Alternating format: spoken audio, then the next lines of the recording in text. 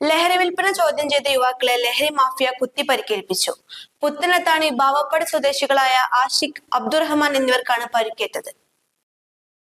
ലഹരി വിൽപ്പന ചോദ്യം ചെയ്ത യുവാക്കളെ ലഹരി മാഫിയ കുത്തിപ്പരിക്കേൽപ്പിച്ചു.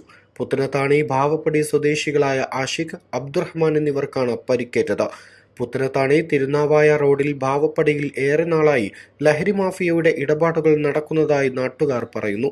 ഇന്നലെ രാത്രി അപരിചിതനായ ആൺകുട്ടിക്ക് കാറിലെത്തിയ ഒരു സംഘം ലഹരി വസ്തു അടങ്ങിയ പൊതി നൽകിയത് ശ്രദ്ധയിൽപ്പെട്ടപ്പോൾ ഇത് ചോദ്യം ചെയ്ത പ്രദേശവാസിയായ ഒരാളെ വാഹനമിടിച്ച ശേഷം യുവാവ് അതിവേഗം രക്ഷപ്പെട്ടു.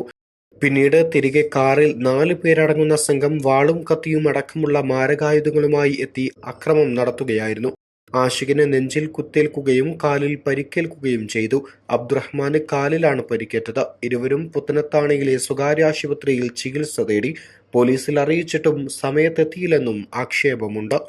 East live, Valanchery.